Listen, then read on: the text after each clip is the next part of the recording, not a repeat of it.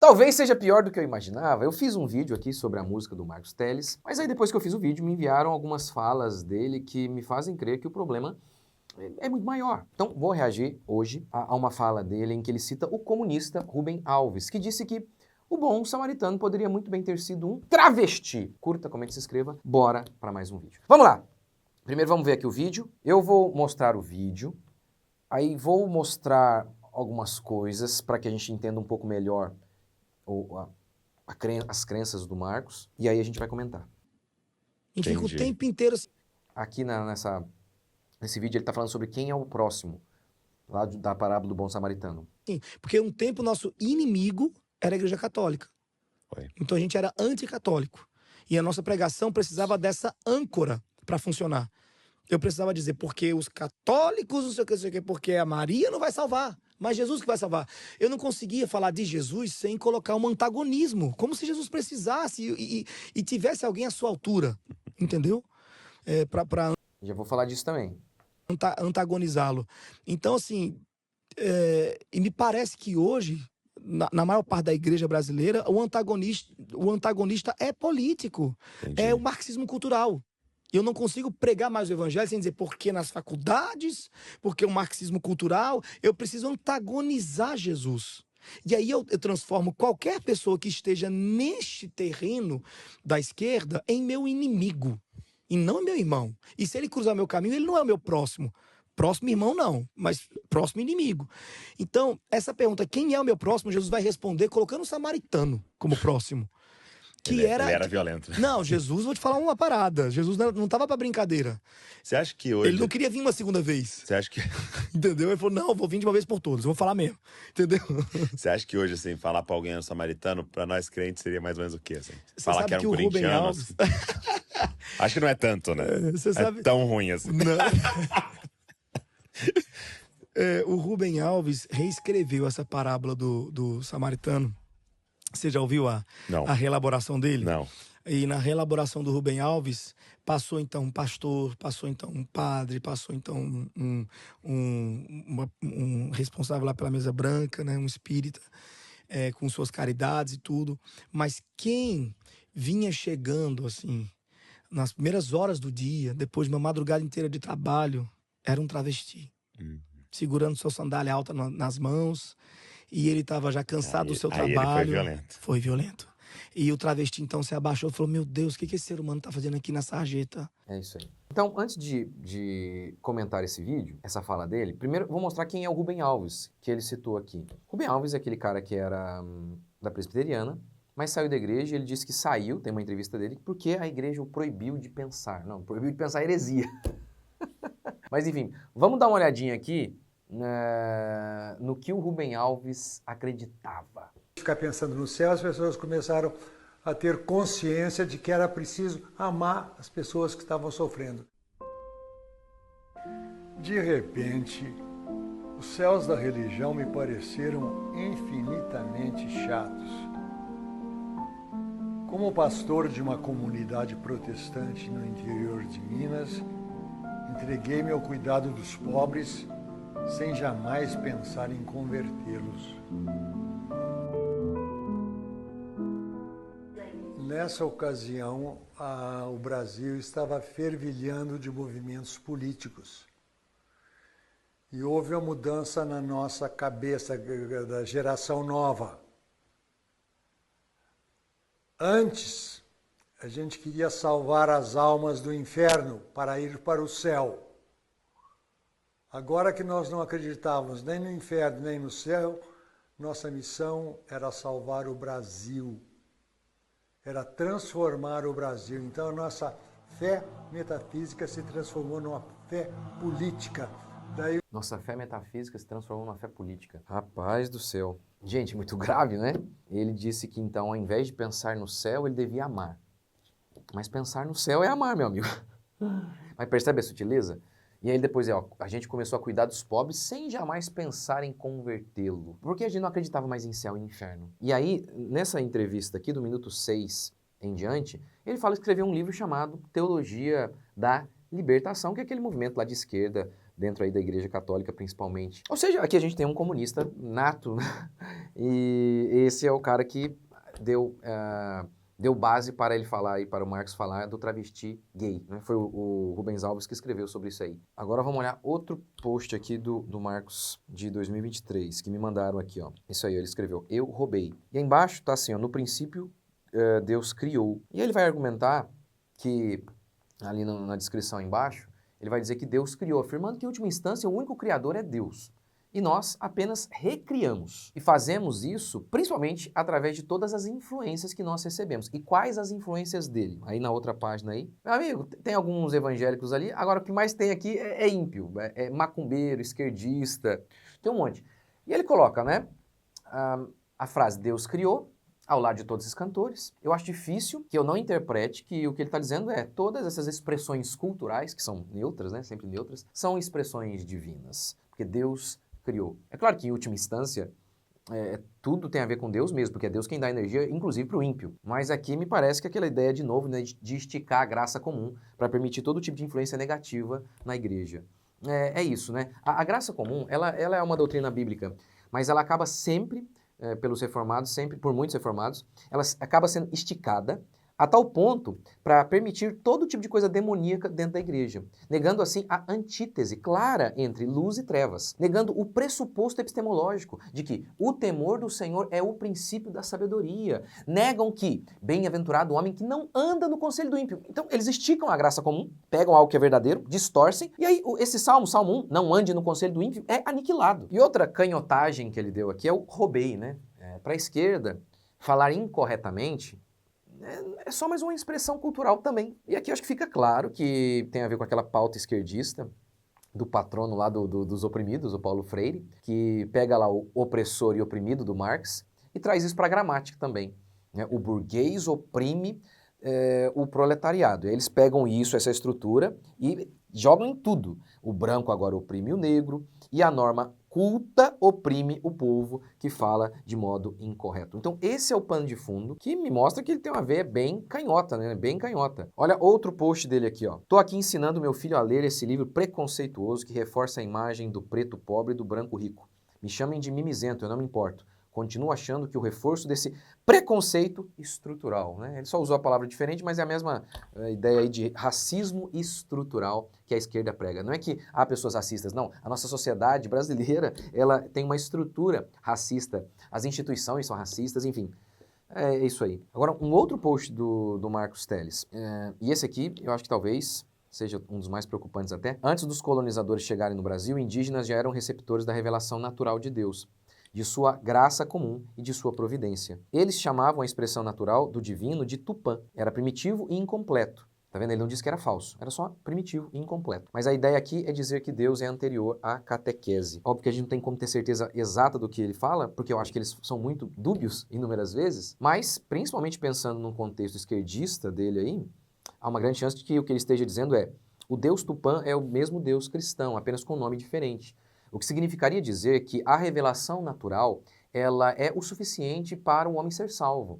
Sem a revelação especial, sem a Bíblia, eles tinham conhecimento bastante, ainda que limitado, para servir ao mesmo Deus que nós servimos. A dedução lógica dessa ideia é que não precisaríamos de Bíblia no final das contas, não precisaríamos de cristianismo para ser salvo. O cristianismo, a igreja, ou seja, a igreja que é a luz do mundo. Jesus é a luz do mundo e a igreja é a luz. Por quê? Porque a igreja carrega essa luz. Mas não precisaríamos disso, porque a igreja, de certa forma, a Bíblia só expandiria o conhecimento, mas eles já tinham ali esse conhecimento para a salvação. Então, aquela ali é uma religião incompleta, mas é o mesmo Deus. Então, tal tese levaria o apóstolo Paulo a estar errado quando ele falou: olha, como eles vão ouvir se não há quem pregue? Tem que ouvir o evangelho para que seja salvo. Esse é o tema dele em Romanos, capítulo 9. E foi por isso que os missionários saíram de suas terras, justamente por acreditar que sem Bíblia, sem o evangelho, a revelação natural não era o suficiente. Precisaria do evangelho para que as pessoas fossem salvas. Elas estavam perdidas. Não é que elas serviam ao mesmo Deus de modo incompleto. Eles, os missionários, acreditavam que essas pessoas serviam a outros deuses. Os missionários chamavam tais homens de perdidos, não de irmãos sem catequese. Tá ok, agora vamos lá. Vamos falar sobre o vídeo dele, a entrevista dele,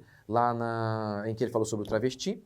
E vamos começar falando o seguinte. Ele falou: olha, apenas fale de Jesus, a gente tem que parar com esse negócio. Antes a gente tinha lá o católico e tinha que ficar falando mal da Igreja Católica, mal de Maria, para daí então falar de Jesus. Jesus não precisa disso, ele não tem um rival, ele é superior a tudo isso. Nós não precisamos falar de Jesus tendo um antagonista de Jesus. A verdade é o seguinte, todo herege, ele diz exatamente isso. Porque o herege, ele está mentindo, então é óbvio que ele não quer que os seus ensinamentos sejam expostos com uma comparação. A verdade aqui, a mentira aqui. É óbvio que não. Então, por isso eles gostam muito disso, de apenas pregue Jesus e só. Tá, mas só pregar Jesus é expor o erro. Não tem como. A verdade é a exposição da mentira. A luz, ela incide sobre as trevas. Então, expor o que é certo é condenar o que é errado. Defender a vida é condenar o aborto. É por isso que você não verá a verdade sendo apresentada isoladamente, mas sempre ao lado de sua antítese. Luz ao lado de trevas. Você tem o fariseu, a falsa religião, ao lado do publicano, aceito pelo arrependimento sincero. Você tem Jacó e Esaú. Você tem a Jerusalém, a Nova Jerusalém e a Babilônia. Você tem o joio e o trigo. O tempo todo na Escritura nós vemos esse antagonismo. O primeiro e grande discurso de Jesus, o Sermão da Montanha, é apresentado todo ele de forma negativa, partindo de seu antagonista, os mestres de Israel, para daí então estabelecer a verdade. Ouviste o que foi dito pelos antigos? Como eles interpretavam o texto? Pois bem, eles estavam errados. Eu, porém, vou dar a vocês a interpretação correta do texto. Jesus não podia ensinar o certo sem expor a interpretação errada dos falsos mestres?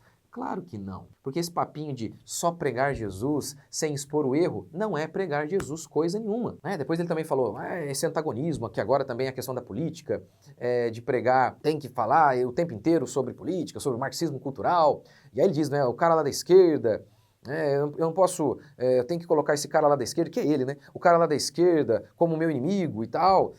Mas veja bem, a esquerda não tem um terreno ali da esquerda que tenha comunhão conosco, defende o aborto, invasão de propriedade, Estado gigantesco, desarmamento. E mais do que isso, ela é uma ideologia. E toda ideologia é uma cosmovisão desenvolvida a parte da Escritura, logo é rebelde. E quando você fala assim, não, mas a esquerda fala um pouco sobre a ajuda ao pobre, não tem nada a ver o que a Escritura fala com o que a esquerda fala. Enfim, então com todo esse discurso, fica parecendo assim, né, que é apenas uma divergência que a gente tem ali com a esquerda. Não é.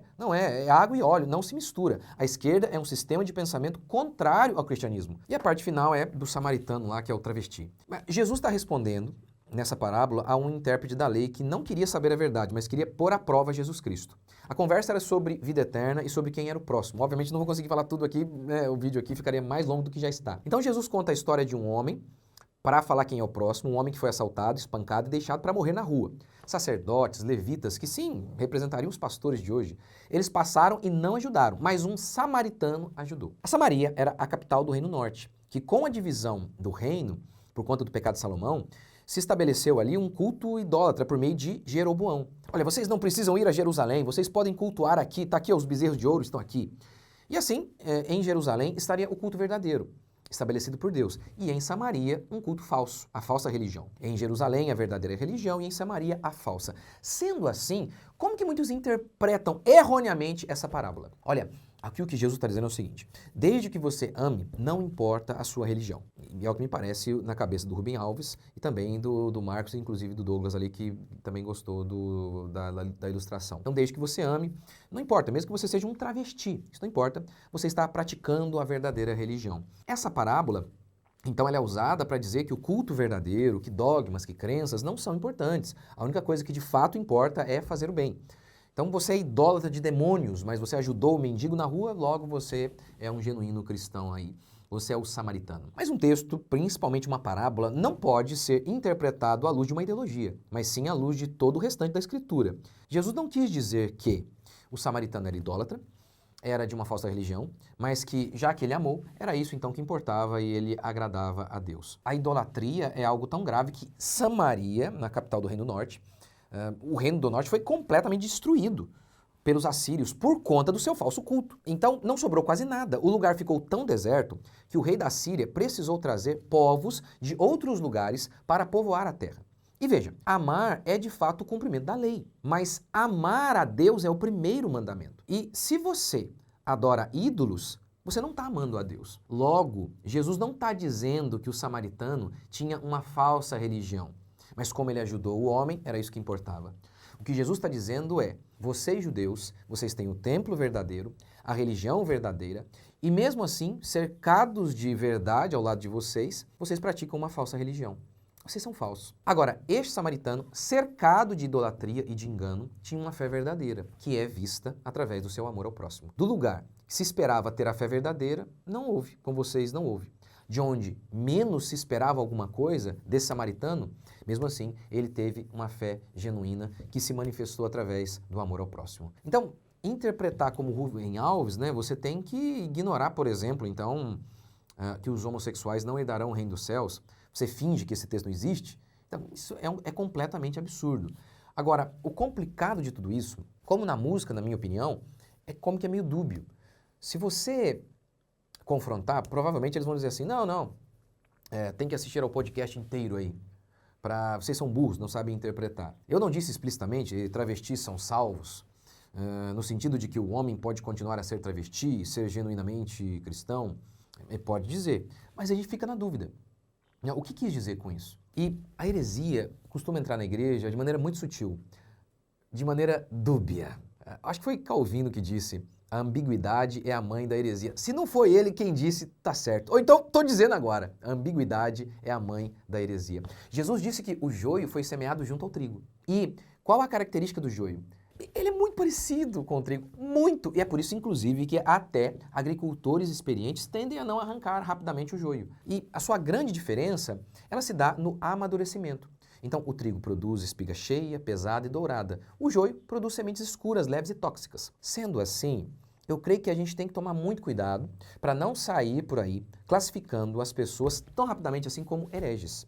É isso que a parábola do joio e do trigo nos advertem. Mas é fato que o falso pastor, como o joio, ou pelo menos o homem que está com ensinos falsos, com ensinos de joio, esse falso pastor, esses ensinamentos errados, no começo, essas ideias do falso pastor, elas são semeadas de maneira meio dúbia, a ponto de que você fica na dúvida. O que ele quer dizer?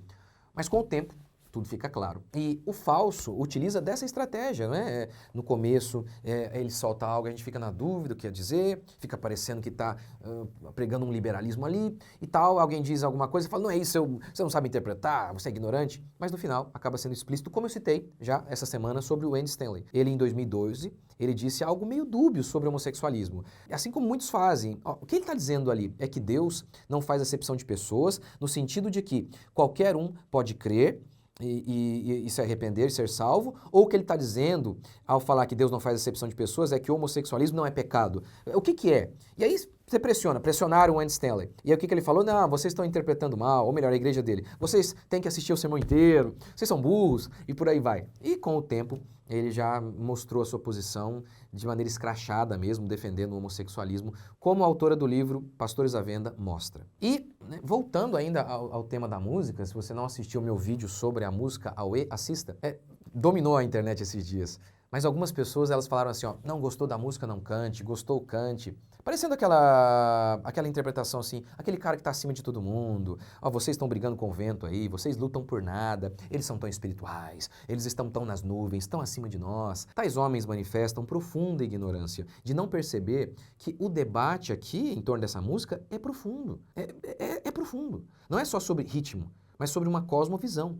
A falta de antítese entre luz e trevas e a sutil estratégia de usar da graça comum, da brasilidade, é apenas uma expressão cultural, para disseminar uma ideia que, no fim, pode defender que o cristianismo ortodoxo tem outras coisas aí também, outras formas de religião aí que também são verdadeiras e tal. Esse é o receio. E não é um receio, diante de tudo que eu mostrei aqui, um receio que faz sentido. E, por outro lado, essas pessoas tão espirituais, que não discutem esse assunto, assunto da internet, tão acima de nós, eles podem estar sendo canalhas mesmo, são desonestas, sabem do problema, mas fingem que não existe, justamente para que, sorrateiramente, tais ideologias entrem na igreja. Como não podem se defender dos absurdos que falam, aí dizem que estamos vendo chifre na cabeça de cavalo e que deveríamos amar mais. Sai da internet e vá pregar o evangelho, dizem eles que ouviram isso do Satanás. Então, isso aqui, eu acho que diante de tudo isso, fica difícil